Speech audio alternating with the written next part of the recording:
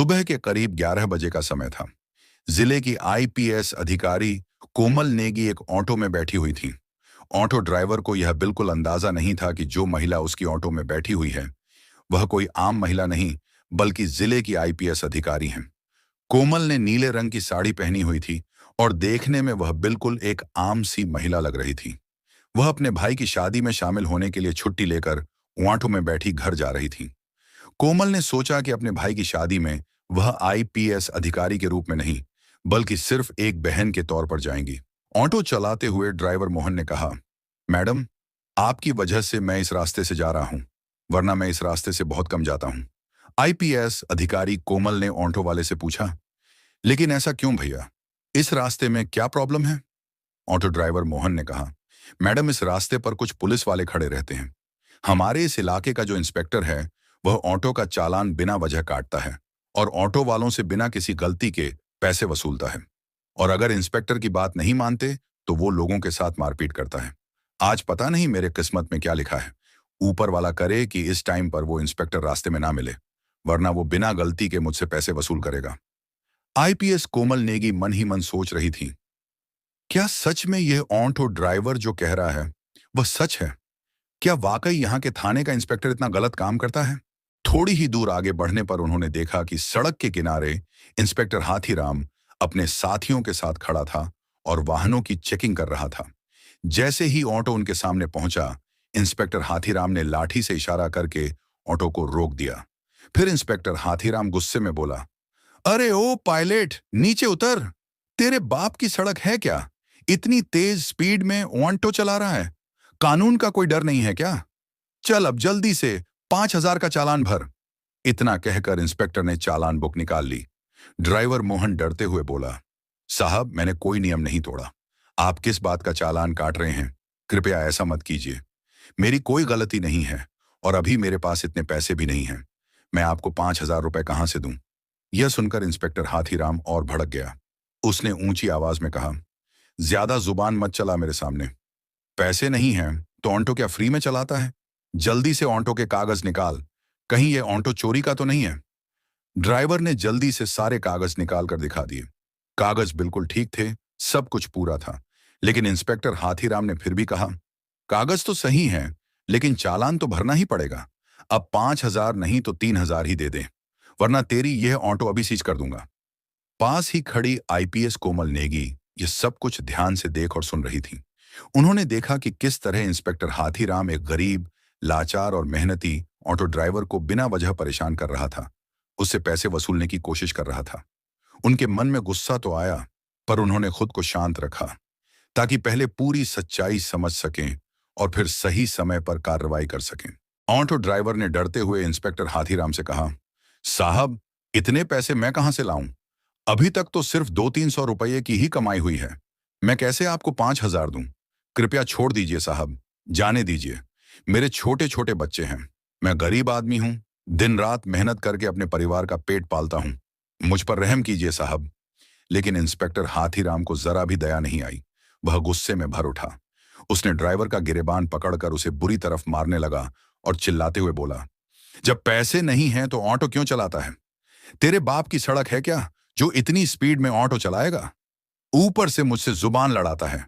चल, तुझे थाने का मजा चखाते हैं। इतना सुनते ही आईपीएस कोमल नेगी खुद को रोक नहीं पाई। वह तुरंत आगे बढ़ी और इंस्पेक्टर के सामने खड़ी होकर बोली, इंस्पेक्टर, आप बिल्कुल गलत कर रहे हैं। जब ड्राइवर ने कोई गलती नहीं की तो आप उसका चालान क्यों काट रहे हैं? ऊपर से आपने उसके साथ मारपीट की। यह कानून का उल्लंघन है। आपको कोई हक नहीं है किसी गरीब पर इस तरह का अत्याचार करने का। इसे जाने दीजिए। इंस्पेक्टर हाथीराम पहले से ही गुस्से में था। आईपीएस कोमल नेगी की बात सुनकर वह और भड़क गया।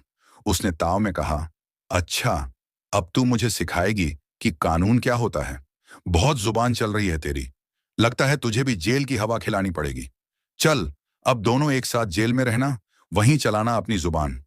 कोमल नेगी का चेहरा गुस्से से लाल हो गया, पर उन्होंने अपने आप पर काबू रखा। वह देखना चाहती थी कि यह इंस्पेक्टर आखिर किस हद तक गिर सकता है।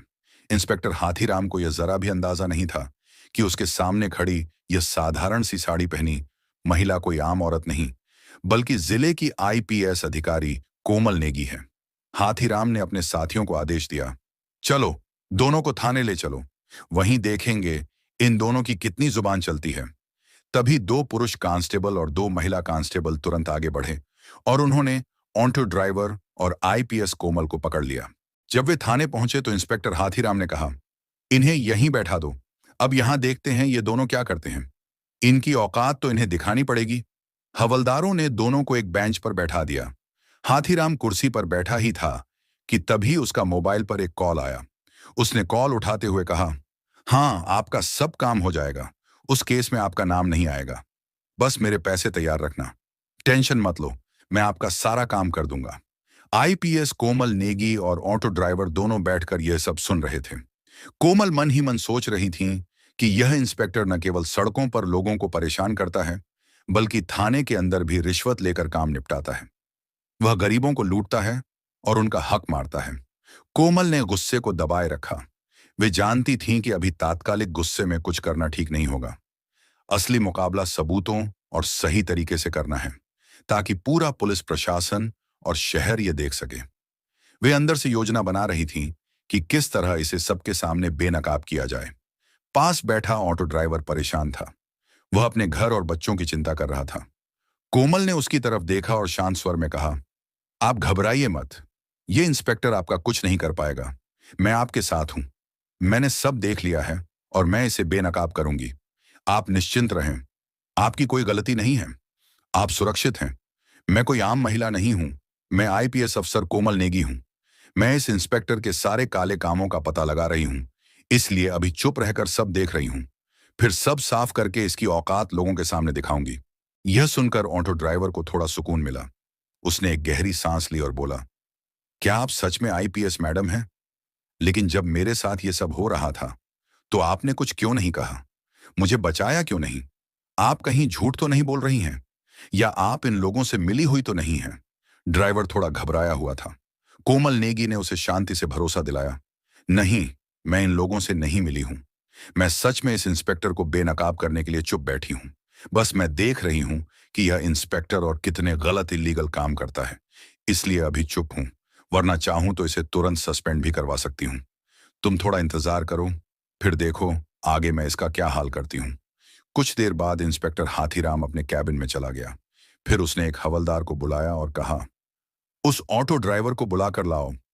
हवलदार तुरंत बाहर गया और ड्राइवर से बोला, साहब ने आपको अंदर बुलाया है। यह सुनकर ड्राइवर डर गया, मगर कोमल ने उसे हिम्मत दी और कहा, तुम परेशान मत हो, जो भी होगा मैं सब देख लूंगी। वह इंस्पेक्टर के पास गया।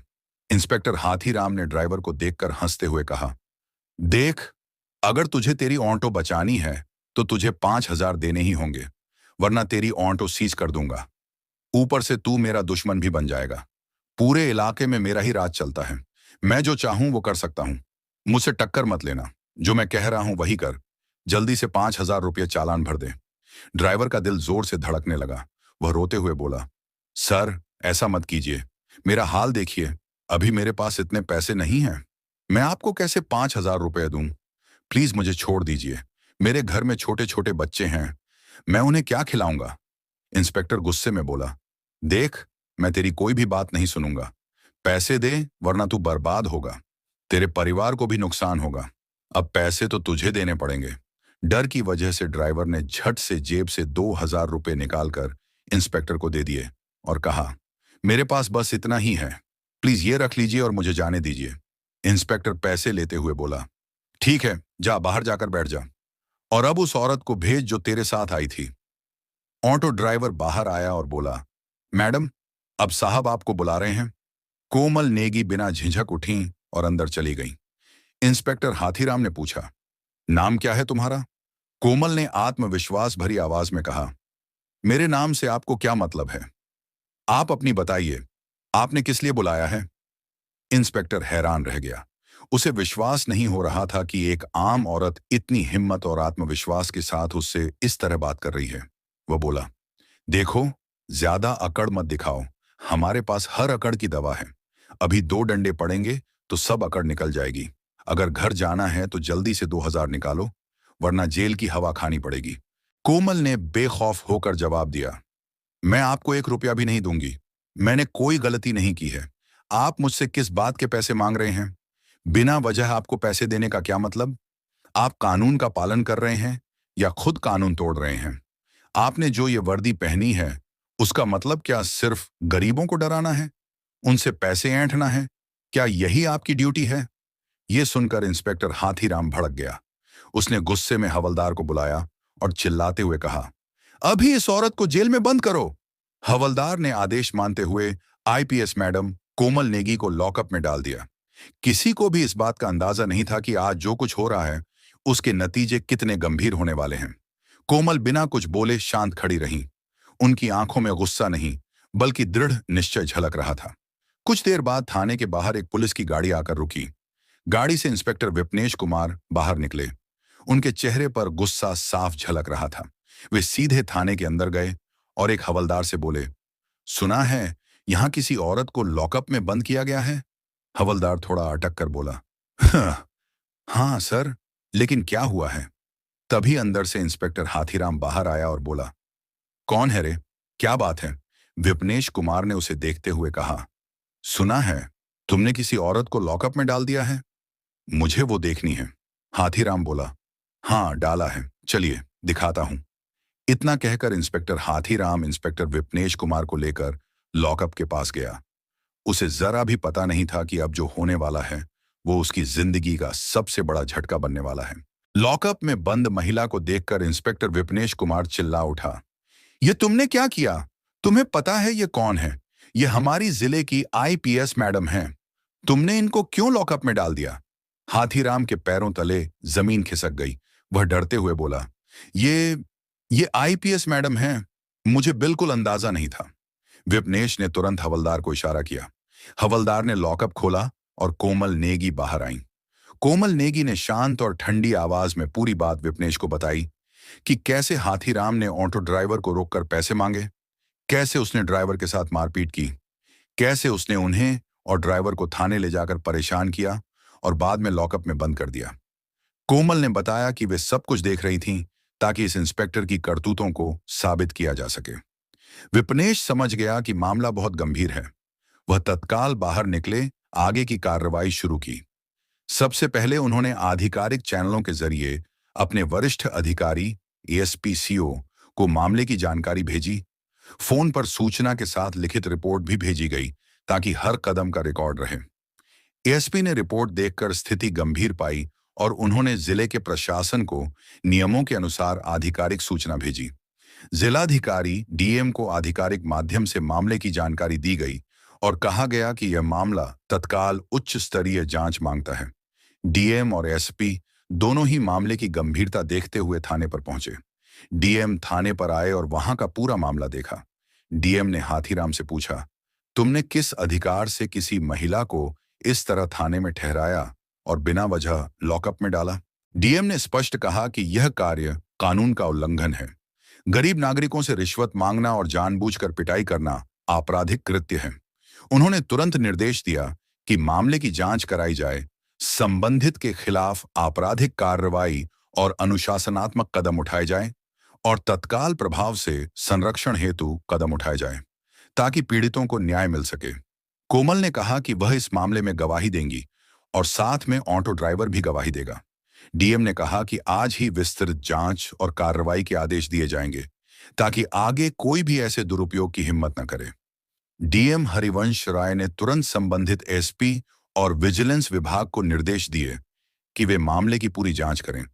उन्होंने कहा कि इंस्पेक्टर हाथीराम के खिलाफ तुरंत अनुशासनात्मक और आपराधिक कार्रवाई की जाए और पीड़ित ऑटो ड्राइवर और आईपीएस कोमल नेगी को इंसाफ दिलाया जाए। कोमल नेगी ने डीएम को पूरी घटना विस्तार से बताई।